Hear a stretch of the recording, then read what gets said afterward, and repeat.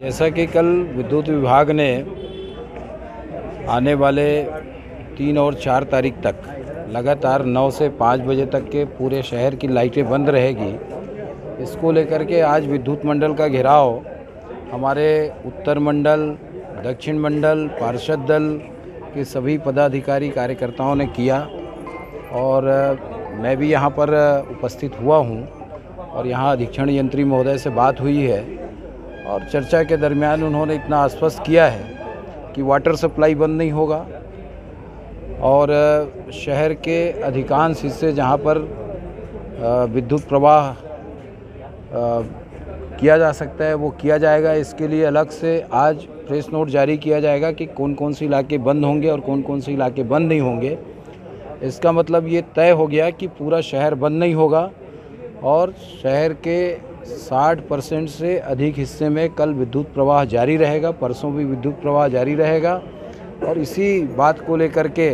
हम लोग यहाँ पर आए थे और मैं ये मानता हूँ कि इतना दबाव हमारे ये जो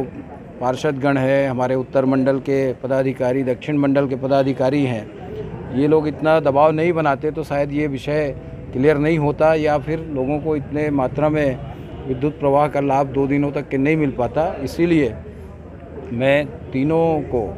उत्तर मंडल को, दक्षिण मंडल को, पार्षद दल को धन्यवाद देना चाहूँगा कि आप लोगों ने जो विद्युत मंडल के ऊपर दबाव बनाया उसके चलते विद्युत मंडल प्रशासन को झुकना पड़ा और उन्होंने 60% से भी अधिक शहर के हिस्से में कल और परसों विद्युत प्रवाह जारी रखने की बात कही है। साथ ही वाटर सप्लाई एरिया को भी प्रभावित नहीं करने की बात कही है। राजनांदगांव से डोंगरगांव 132 केवी का जो दूसरा सर्किट लाइन, जिसकी लाइन खींची जा चुकी है, उसको 132 केवी सबस्टेशन के बस में कनेक्ट करना है,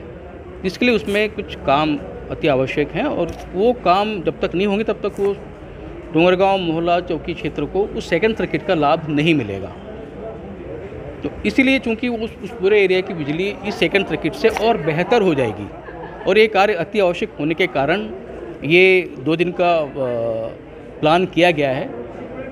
और इससे जो है बिजली व्यवस्था उस क्षेत्र की बहुत बेहतर होगी। ये कार्य अति आवश्यक है। भाजपाइयों ने एक ज्ञापन दिया जिसमें किन बिंदुओं पर काम करना बताया गया है, बताइए उसमें। इसमें ये मांग है कि पूरे शहर को बंद नहीं किया जाए, जो आवश्यक जहाँ संभव हो वहाँ पे अधिक बिजली प्रदान की जाए। तो हमारी पहले से ये योजना है कि हमारा 132 केवी जंगलपुर में स्थित चालू हो चुका है और 132 केवी जंगलपुर से शहर का काफ़ी हिस्सा चालू हो जाएगा। पटरी पार के उस तरफ चिखली वाला एरिया वैसे ही चालू रहने वाला है, वहाँ पे कोई बिजली बंद नहीं होगी